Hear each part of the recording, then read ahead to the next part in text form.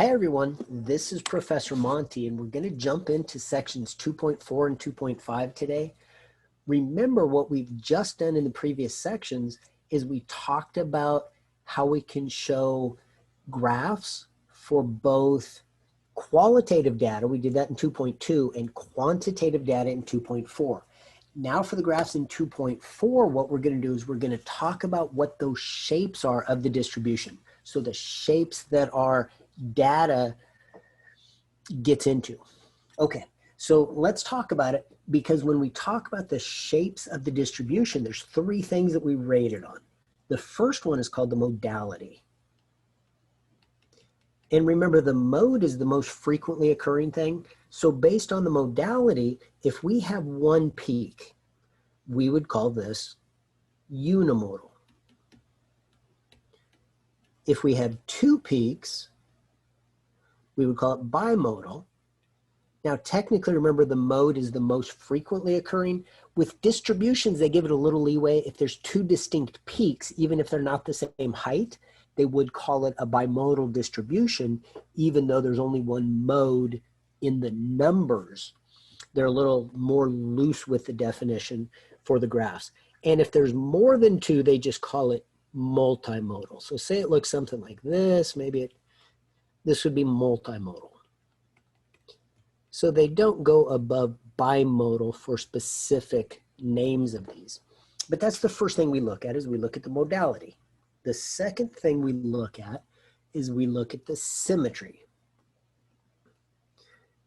And remember from algebra, two things are symmetric if you can put a line in the middle, and to the left and to the right, they look very similar. They could be mirror images of each other. So things that are symmetric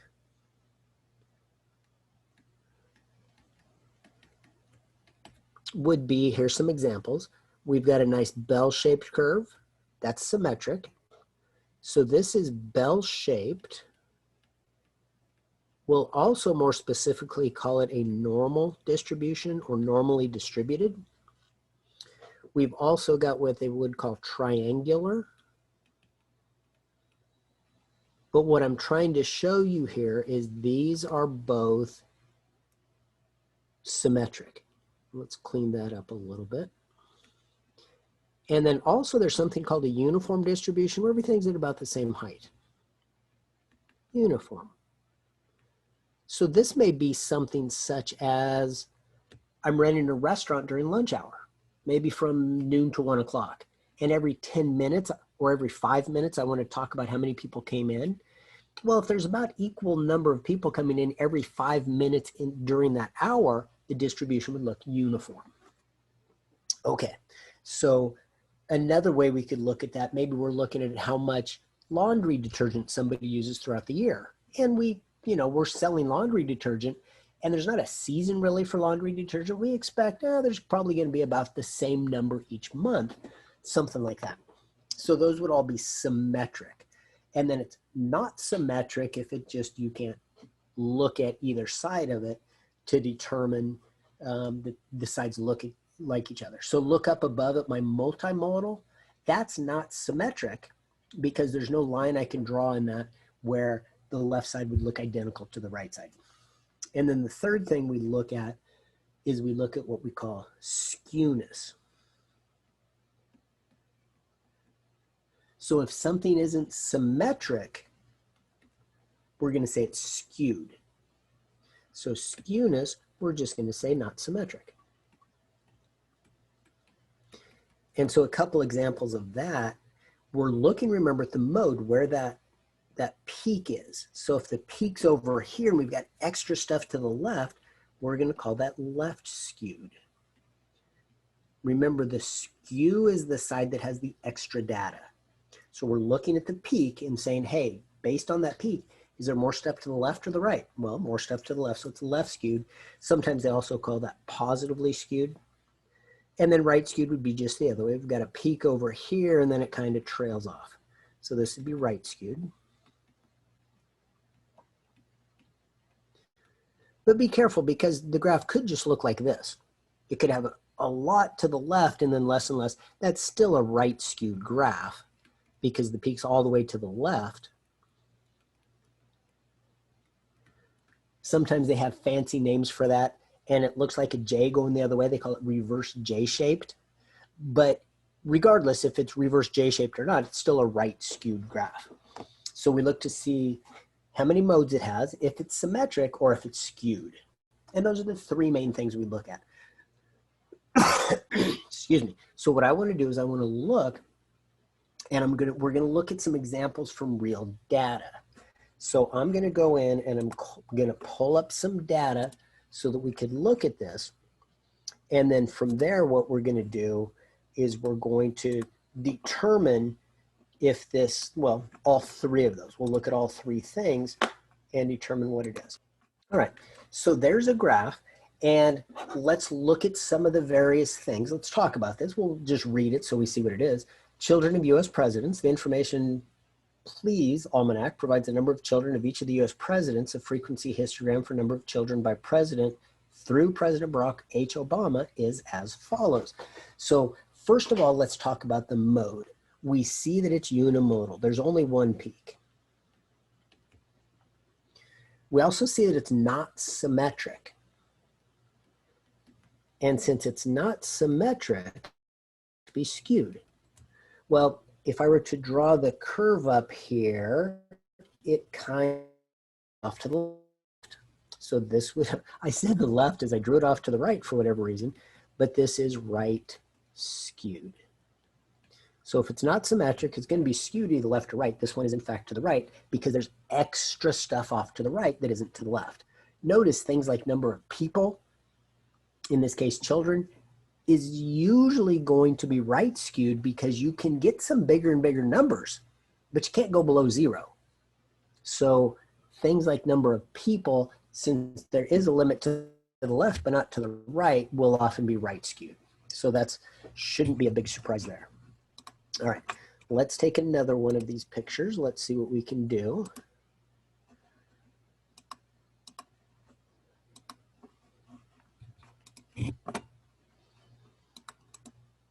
Paste it down there. That's still not going to let me. That's not helpful. Let's see.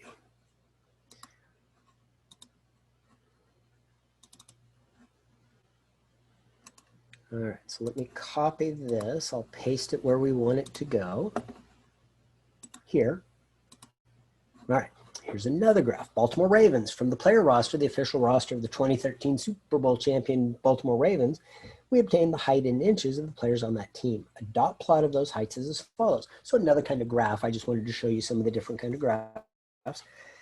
Now this one, notice the peak is kind of between 72 and 76 inches. There's not like a lot of short guys and a lot of tall guys. They're all pretty much in the middle. If we were to put a nice smooth curve here, it looks pretty well normally distributed. So again, unimodal, symmetric,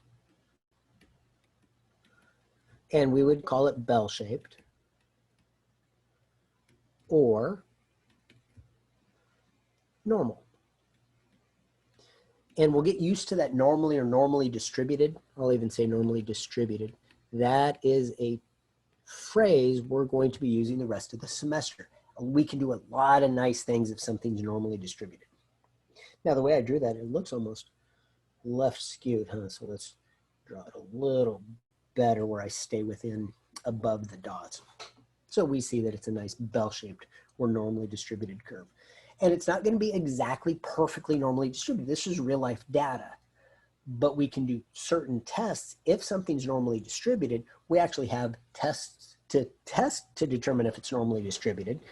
But if it's close to normally distributed, we can still do these tests that have as an assumption to use the test that it is normally distributed. And that's close enough. All right, let's try one more of these so we get another idea of what's going on.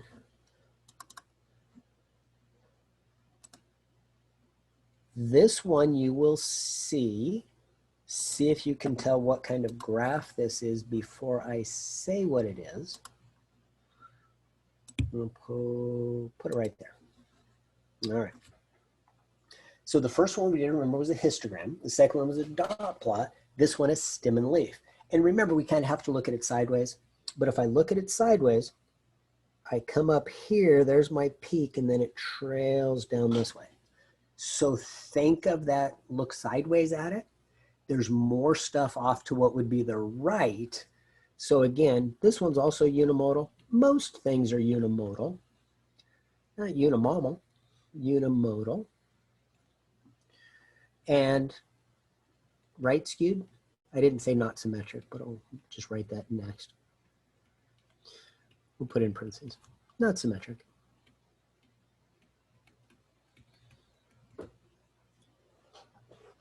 And so that's the idea. And that's basic ideas for this section. So we saw 3 different types of graphs, 3 different kinds of distributions. They all happen to be unimodal, and that shouldn't be surprising to us. All right, that's essentially all the stuff that's in 2.4. So we'll go from there, we'll jump into 2.5, misleading graphs. The main type of misleading graphs I want to show you is what they call a truncated graph. And you see these things all the time. They like to show these. And first one we're going to look at, which is the specific or the main one we're going to look at. I'll just mention the second one. But a truncated graph is the one I want you to look at. And what happens, this is called a misleading graph because what it does is it, based on what your eye sees, you see more change than there regularly is. There might be a little bit of change, but they only show the top of the graph. And so it looks like there's big changes. So a truncated graph doesn't start the vertical axis at 0. Let's underline truncated graph. So little differences appear larger. And people don't necessarily draw a truncated graph to try to trick you. Sometimes they're just trying to show, hey, there's a little bit of change here and we want to highlight the change. But sometimes they are actually trying to trick you. And you have to be careful and just understand what you see. So I've got one of these that I'm just going to copy and paste in here so you can see what I'm talking about. And I've got it so that you can see both sides of this graph, truncated and non-truncated. But let me just go ahead and paste this in so you can see it. All right, so this is straight out of the book. And what they give us, this first graph right here, is what you would typically see in a newspaper or online, something like that. And it looks like, oh, the unemployment rate's kind of bouncing around and hey, look, it's come down quite a bit in the last couple of months. But really?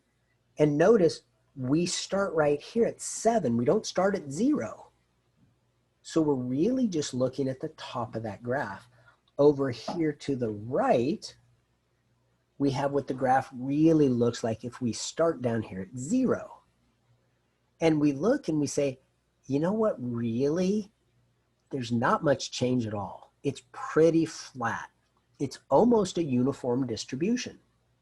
But if we zoom in real close like we did to the left side and only look from 7 to 8, it looks like there's bigger changes than there are, when there's really not very big changes. So that's just something you need to be wary of and be careful of, that if you're not starting at 0 on the vertical axis, you might think there's bigger changes than there are.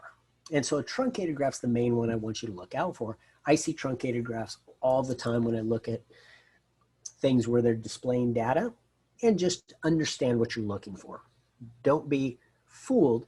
Notice it looks like that highest one, October, the second one, that looks almost double March. Well, it's not almost double March. It's 7.9% versus 7.6%. That's not a 100% increase from 7.6 to 7.9. I will tell you that much, I know. Okay, so just be careful there. There's one other kind that they talk about. I'm just going to mention it real quick. And it's called improper scaling. And so an idea there is they look at something that's in 2 dimensions, but they're doing the scaling in 1 dimension. So when they show it in 2 dimension, it misleads it. So for instance, say I've got housing sales, and say this is a 1 right here, whatever 1 unit is. And here's my little house. Well, that's not a very good house. The roof's gonna tip over or something. Let's erase that. So we've got this house right here. That's not much better, and that's the original size. But maybe now they say, you know what? The size of the house doubled. So if there's 1, this is 2. Well, let's make it 2 all the way around. Put our roof on here. And so now it's doubled. And we only this just went from 1 to 2. There's a 1, there's a 2. But what really happened, if we look at this box right here is this box right here. So even though they just did a 2 on one side, they really put 4 times as much area as before. Remember, area is length times width. So on the first one, it's 1 times 1 is 1. But the area of the second one is 2 times 2, which is 4. So the house size didn't really double, it quadrupled.